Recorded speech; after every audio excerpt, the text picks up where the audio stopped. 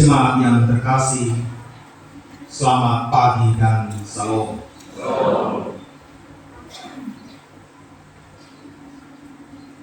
Tak kutahukan hari esok, namun langkahku tenang.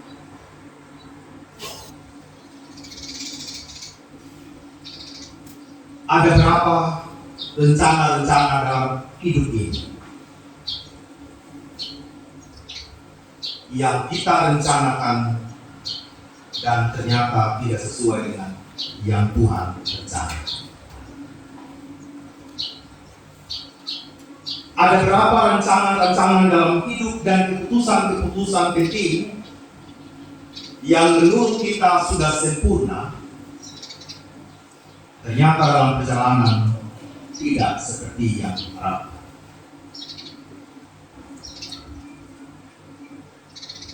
Bahwa kenyataan tidak sesuai dengan harapan. Dan bagaimana respon kita ketika apa yang kita rencanakan itu tidak sesuai dengan harapan? Adakah kita mengalami kekecewaan, bahkan kepahitan yang berkepanjangan? Pertanyaan-pertanyaan ini menjadi penting untuk kita merefleksikan kehidupan bersama dengan Tuhan. Benar-benar kehidupan yang penuh dengan totalitas. Tidak sekedar saja. Atau karena kita memiliki berbagai macam kemampuan, memiliki materi yang cukup, memiliki keterampilan yang mutakhir, sehingga seolah-olah kita katakan, saya mampu melakukan tanpa Tuhan. Dan hari ini, kita sedang berjumpa dengan euforia yang sedang terjadi menjelang pilkada,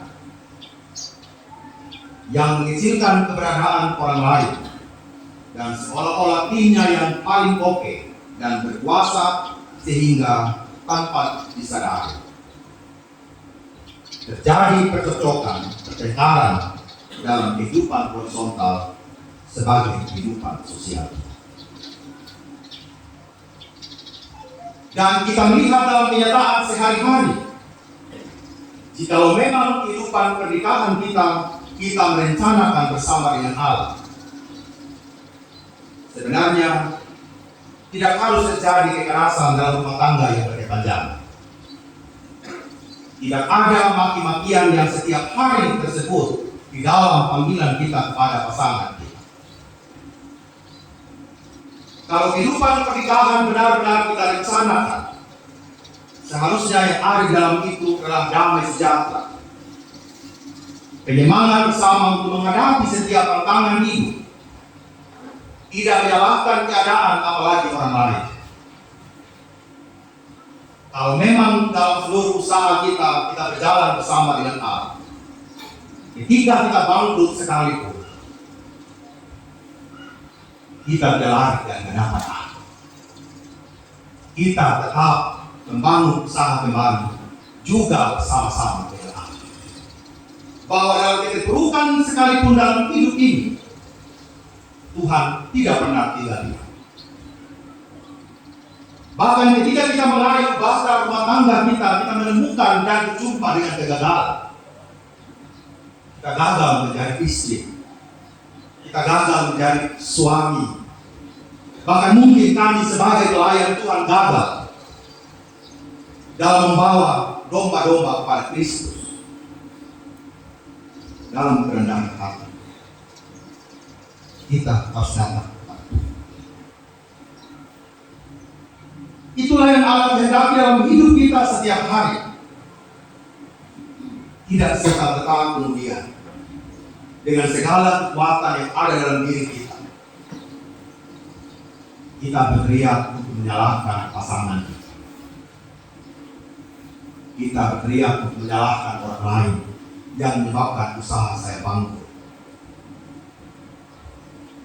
Kita juga tidak akan berteriak dengan kekuatan kita menyalahkan kegagalan-kegagalan dalam rumah tangga kita karena orang lain. Kita harus melihat kembali ke dalam diri kita masing-masing. Apakah hidup yang Tuhan sudah karuniakan kepada kita, hidup yang kita rencanakan bersama dengan Allah?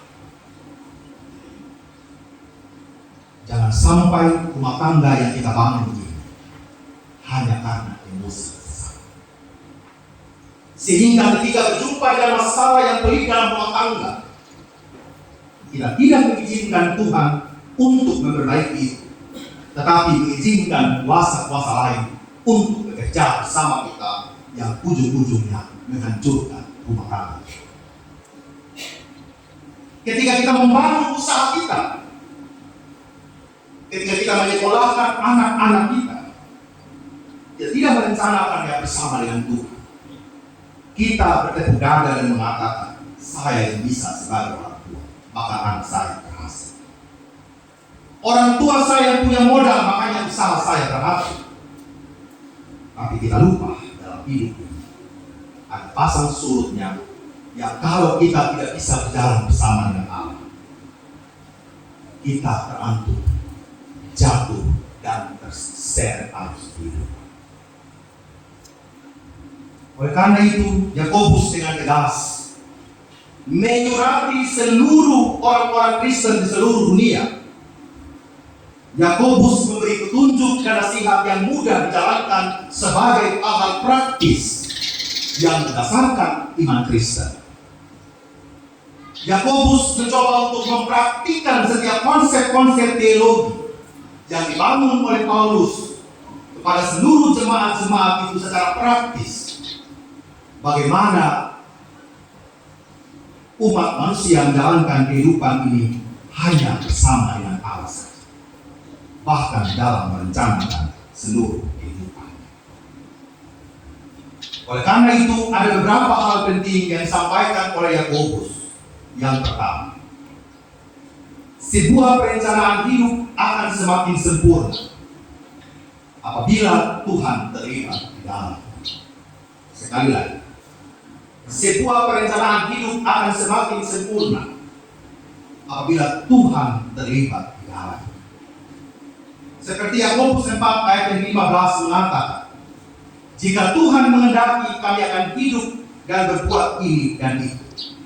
Berarti kehendak Tuhanlah yang kita utamakan dalam hidup ini. Kehendak Tuhanlah yang ada di depan kita, bagaimana Dia harus membentuk keluarga kita. Bukan ego kita, bukan kepandaian kita berbicara kepada pasangan kita, bukan kata-kata yang hadir dalam batin kita sampaikan kepada pasangan tentang pembenaran diri kita. Tetapi yang paling utama adalah apakah yang kita katakan itu benar-benar kehendak Tuhan atau tidak. Butuh kematangan emosional, butuh kematangan spiritualitas dalam menyampaikan apakah itu kehendak Allah yang harus saya katakan, ataukah kehendak pribadi saya, ataukah kehendak kedagingan saya yang saya kontrol sehingga bisa menyebabkan luka bagi orang lain, sehingga mengakibatkan patah semangat bagi orang lain. Ketika istri mengatakan hal-hal yang negatif, suami sesaja juga menyambut dengan hal-hal yang negatif. Jikalau demikian, berarti hanya kehendak manusia saja yang kita utamakan, bukan kehendak Allah. Perencanaan adalah hal penting dalam menjalani sebuah kehidupan. Dengan perencanaan yang baik dan matang, langkah hidup seseorang akan semakin terarah dan makin teratur kepada sesuatu sasaran yang dituju, bahwa sejatinya perjalanan pekerjaan, perjalanan rumah tangga, perjalanan pelayanan kita, tujuannya hanyalah memuliakan seluruh kehendak Allah, bukan keinginan kita sebagai manusia. Hidup yang terencana menjadi bukti bahwa seorang sangat menghargai waktu, sangat menghargai anugerah Tuhan dan segala potensi, yang ada dalam kehidupan. Sehingga kalau seseorang diberikan talenta dan potensi untuk bermusik, untuk berkhotbah, untuk melayani, untuk menjadi perencana yang baik di kantor, di gereja, dan di mana saja, sebenarnya Tuhan sedang memanggil kita untuk merencanakan bersama dengan Allah. Tidak bisa kita katakan, saya bisa berbuat ini dan itu karena saya sendiri. Tidak bisa. Dalam merencanakan butuh kerendahan hati untuk mewujudkan setiap rencana-rencana kita. Karena ketika kita melibatkan Tuhan, nilai-nilai hidup Kristiani menjadi nyata. Tidak mengandalkan keinginan dan kepandaian kita. Kita sedang mengandalkan kekuatan Allah. Sehingga kita perlu garis bawahi, apapun yang Bapak Ibu rencanakan dalam hidup ini, rencanakanlah bersama dengan Allah. Hal yang kedua, jangan pernah melupakan Tuhan dalam setiap perencanaan hidup. Kadang-kala di awal kita meminta Tuhan hadir dalam perjalanan kita, tetapi bisa juga dalam tengah-tengah perjalanan kita melupakan Tuhan. Kita melupakan Tuhan ini bisa saja ketika kita sudah sukses. Kita juga bisa melupakan Tuhan ketika kita sedang dalam keterpurukan. Karena bisa saja persoalan-persoalan hidup yang berapi menutupi seluruh pengharapan-pengharapan kita kepada Allah. Sehingga yang kita lihat hanyalah kegelapan. Yang kita lihat hanyalah abu-abu yang tidak jelas. Sehingga Tuhan perlu menyadarkan kita kembali bahwa jangan pernah melupakan Dia, baik ketika engkau dalam keadaan sukses, bahkan ketika engkau dalam keadaan terpuruk. Bahkan janji di kampung secara lugas mengatakan dalam keadaan suka dan duka, sakit dan sehat, sukses dan malang, Tuhan ada di sana. Kesuksesan memang kadang-kadang membuat orang mata gelap. Dia merayakan kesuksesan dan dia lupa bahwa sebenarnya dia sukses itu hanya karena Tuhan. Rumah tangganya adalah berjalan dengan baik dan lancar hanya karena Tuhan saja. Anak-anak yang bisa berhasil benar-benar hanya karena Tuhan saja. Dan pemahaman itu yang perlu kita bangun secara utuh di dalam kehidupan kita. Pertumbuhan iman kita masing-masing juga kita mau katakan itu hanya karena Tuhan saja. Jangan ada orang yang mencongkakkan hatinya bahwa apa yang dilakukan itu benar-benar karena kepandaiannya sendiri. Ayat yang ke-16 mengatakan, tapi sekarang kamu megahkan diri dalam congkakmu, kamu megahkan diri dalam congkakmu, dan semua kemegahan yang demikian adalah sah. Firman Tuhan merefleksikan sikap hidup kita. Ketika kita merayakan seluruh keberadaan ini, termasuk dalam keadaan terpuruk sekalipun, kita tidak mau membutuhkan Allah. Di sana juga sebenarnya hadir sebuah kecongkakan. Percuma saja saya berdoa, saya sudah bantu, Tuhan tidak akan merubah hidup saya. Bisa saja kita mengatakan. Percuma saya berdoa, saya punya anak juga tidak kunjung sembuh. Saya punya orang tua juga tidak kunjung sembuh. Bahkan hari ini kekasih kita yang pendeta Fani, Tuhan panggil dalam sakitnya 2 hari. Belum sebulan kita mengukurkan pendeta mereka Bubak, Bu Heri, Pak Hendrik, teman pendeta kita, Bu Fani juga harus pergi pagi. Rasa-rasanya ketika kami bertelepon dengan pendeta di Kudi tadi pagi, kami tidak mampu juga mengungkapkan apa yang sedang Tuhan rencanakan dalam kehidupan kami sebagai pelayan. Kami hanya bisa menunduk dan menangis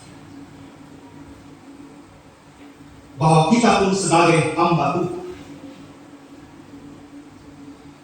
benar-benar perlu letakkan hati kita di bawah Sang Kristus. Apa yang Tuhan ingin kerjakan bagi pekerjaannya di tengah-tengah dunia. Apa yang Tuhan rencanakan di dalam setiap kehidupan keluarga kita. Bapak Ibu, tidak ada ruang dan celah sebenarnya untuk kita melupakan Tuhan. Betul, keadaan tidak pernah sempurna. Bisnis tidak selalu lancar.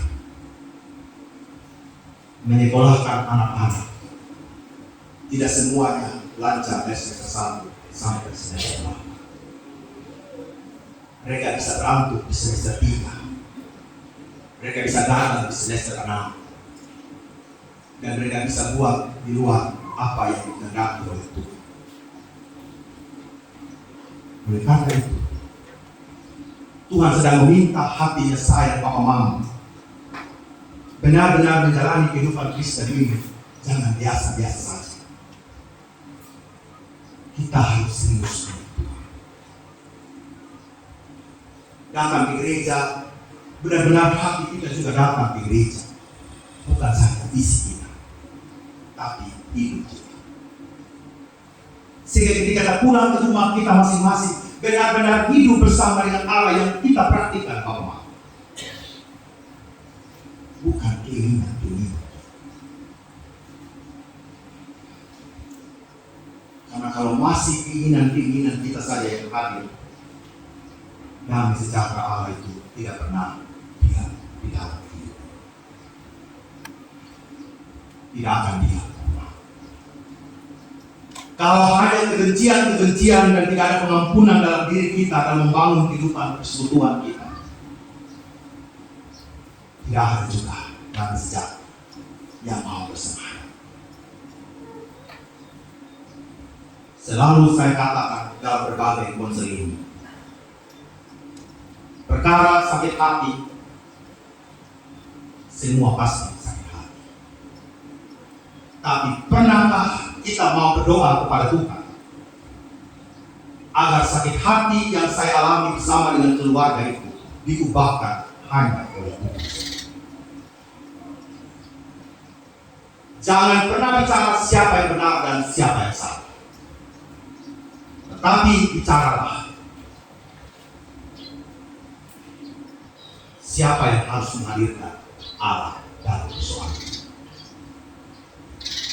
Karena kalau kita terus mengatakan yang salah saya dia, yang benar saya, yang bersalah dia, sampai kapanpun tidak akan terjadi rekonsiliasi. Dalam mengampuni pun kita harus merencanakan bersama dengan Allah. Karena kalau kita berjalan sendiri, pasti yang ada kebencian di hati. Karena tidak pernah ada ruang bagi Allah untuk berbicara dalam persoalan hidup.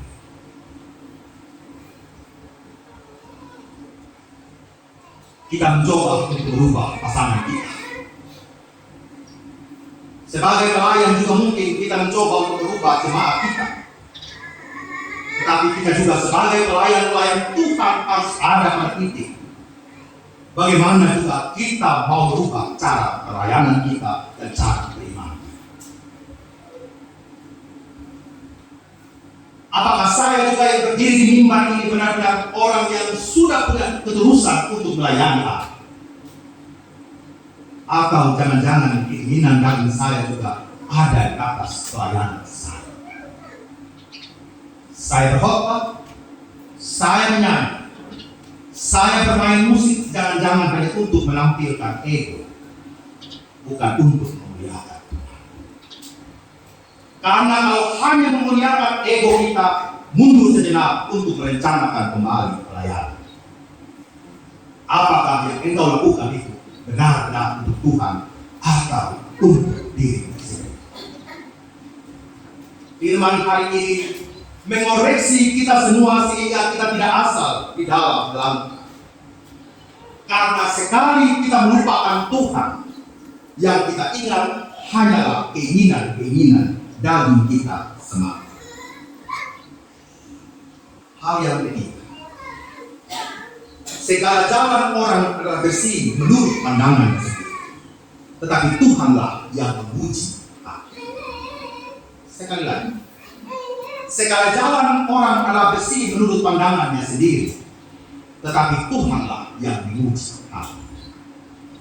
Apakah rencana-rencanamu itu benar sesuai dengan kehendak Tuhan? Dalam perjalanan semua itu akan diuji. Kalau di awal engkau sudah sepakat untuk pergi kuliah, hai anak-anak muda, uji hati. Agar ketika engkau berjumpa dengan kesulitan, tidak engkau mundur dan mengatakan, Papa Mama yang suruh saya kuliah. Saya tidak mau memang kuliah dulu, mereka saja yang mau saya kuliah. Uji kembali. Ketika kita berumah tangga, Bapak Mama, bukan Facebook yang suruh kita nikah. Sehingga Bapak Ibu tidak perlu curhat ke Facebook masalah rumah tangga. Karena Facebook tidak pernah menyuruh Bapak Ibu menikah. Betul tidak, Bapak? Tuhan yang memanggil Bapak Ibu untuk menikah. Uji bersama dengan Tuhan. Sahabat-sahabat pemusik, kantoria, pelayan LCD, poster, Bapak Ibu majelis dan saya sebagai pribadi, Ibu Vikaris. Kita uji lagi rencana pelayanan kita di hati. Saya lakukan ini untuk Tuhan atau untuk kecocokan dan menyombongkan dia. Koreksi kembali.